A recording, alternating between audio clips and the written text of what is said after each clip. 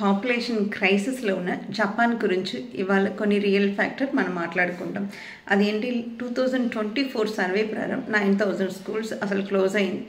ఇక్కడ ఏంటి, ఎందుకోసం క్లోజ్ అవుతుంది? ఏదైనా వైరస్ వచ్చిందా, లేదంటే ఏదైనా డెడ్లీ వార్ ఏదైనా జరుగుతుందా, ఇంకా వేరే ఏదైనా ఉంటే ఏం లేదు. అక్కడ పిల్లలు పుట్టట్లేదు. ఎందుకు పుట్టట్లేదు, దేనివల్ల పుట్టట్లేదు? మామూలుగా టెక్నాలజీ వరకు అసలు డెవలప్మెంట్ ఏఐ ఇదన్నిట్లో ఫస్ట్ ఉన్నది జపాన్. అంటే మనకంటే ఒక 50 years ముందు వరకు అడ్వాన్స్డ్ టెక్నాలజీలో ఉంటుంది. ఇక్కడ ఏంటి, చైల్డ్ ప్లానింగ్ అనేది లేదు. 2024లో ఓన్లీ 6.8 lakhs పిల్లలు పుట్టారు. కానీ అక్కడ ఉన్న సర్వే ప్రకారం 9 lakhs పీపుల్ డెడ్. సో ఈ డెత్కు బర్త్కు మధ్యలో మ్యాచెస్ మీద అసలు మిస్ మ్యాచ్ అయిపోతుంది. సో చనిపోయిన వాళ్ళ సంఖ్య ఎక్కువ ఉంటుంది, పుట్టే వాళ్ళ సంఖ్య తగ్గుతుంది. దీనివల్ల ఏంటంటే టోటల్గా ఏంటి క్రైసిస్లో వెళ్ళిపోతున్నాం. టోటల్గా జపాన్ ఉన్న పాపులేషన్ 12.5 crores. ఈ క్రోర్స్లో ఏంటంటే యంగ్స్టర్స్ ఎవరు పిల్లల్ని కనటానికి ఇష్టపడట్లేదు.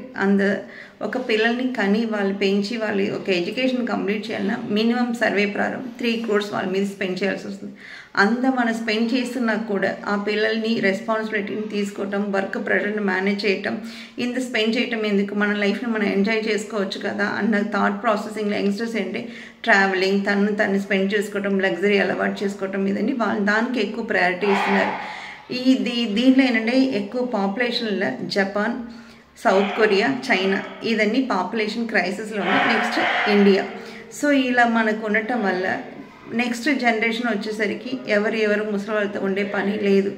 ఇది ఏంటి కోడు ఖుషి అంటారు. అంటే సెల్ఫ్గా ఉండి ఒక ఏజ్ వచ్చిన తర్వాత వాళ్ళందరికీ వాళ్ళు చనిపోవటం, వాళ్ళు చనిపోయారా లేదని కూడా మనకు తెలుసుకోపోవటం, ఒక స్మెల్ వచ్చిన తర్వాత అన్ని గవర్నమెంట్ నుంచి వచ్చి మనకు అలర్ట్ ఇవ్వటం ఇదన్నీ జరుగుతుంది. ఈ అకియా హోమ్ అంటారు. మీరు ఇంటర్నెట్లో సెర్చ్ చేస్తున్న అకియా హోమ్ అంటే ఓల్డ్ ట్రెడిషనల్ విలేజ్లో ఉన్న వాళ్ళు, జాయింట్ ఫ్యామిలీగా ఉన్న వాళ్ళు లివింగ్ ప్లేస్.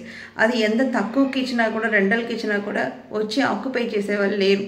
సో అక్కడ ఏంటంటే టోటల్గా లివింగ్ కాస్ట్ కూడా అంతా ఏంటంటే పోయే కొద్దీ ఏంటంటే విలేజెస్ నుంచి తగ్గిపోతూ ఉంటుంది. బట్ ఉన్న పాపులేషన్ అనేది లేదు, ఎంటీ అయిపోతూ ఉంటుంది. అకిరా అంటే ఎంటీ ప్లేసెస్ అనేది ఎక్కువ కనపడుతూ ఉంటుంది. ఇదన్నిటికండి లోన్లీనెస్, ఐసోలేషన్లో ఉండి ఎవరు ఇది చేయకపోవడం. ఒక టోటల్ సర్వేలో చూసుకుంటే 39% పీపుల్ ఏంటి సివియర్ డిప్రెషన్లో ఉన్నారు. ఎవరితో మాట్లాడకుండా ఉండటం, సెల్ఫ్గా ఉండటం, రూమ్ లాక్ చేసుకుని వాళ్ళందరికీ వాళ్ళు సెల్ఫ్ లివింగ్ చేసుకోవటం ఇది ఉంటుంది. కరోసి అంటారు. అంటే ఈ వర్క్ స్ట్రెస్, అసలు ఇంకా భరించలేని బాధ, కంటిన్యూస్గా ఇంకా వర్క్లో ఉండటం, వచ్చిన తర్వాత ఏమో ఈ టెక్నాలజీ ఫాస్ట్ ఇదని స్ట్రెస్, లోన్లీనెస్లో ఉండటం, పార్ట్నర్ ఎవరితో ఉండటం, పిల్లలు లేకపోవటం ఇదన్నిటి వల్ల టోటల్గా కంట్రీ అది డిప్రెషన్లో వెళ్ళిపోతుంది. సో ఇదన్నిటికంటే జపాన్ కూడా ప్రైమ్ మినిస్టర్ తీసుకున్నది ఏంటంటే ఈవెన్ ఐవీఎఫ్ పిల్లల్లో వెళ్ళిన వాళ్ళకు కూడా ఫైనాన్షియల్గా వాళ్ళు హెల్ప్ చేయటం, అలాగే మదర్కి ఇచ్చినట్టు మెటర్నరీ హాలిడేస్ ఫాదర్ కూడా పెట్టడం, వాళ్ళు పిల్లల ఎడ్యుకేషన్ కొంతవరకు స్పెండ్ చేయటం. దీనికన్నీ రోబోటిక్ ఏఐ కొంతవరకు వాడాలని అనుకుంటున్నారు. సో ఇప్పుడు ఉన్న వాళ్ళోడ సింగిల్ ఎజెండా ఏంటంటే స్టే సింగిల్, బీ హ్యాపీ. అలాగా ఫైనాన్షియల్ ఇండిపెండెంట్, రిటైర్ ఎర్లీ. ఈ కాన్సెప్ట్లో యూత్ పరిగెడుతుంది కాబట్టి నెక్స్ట్ జనరేషన్ ఎలా ఉంటుందో ఏమవుతుందో తెలియదు.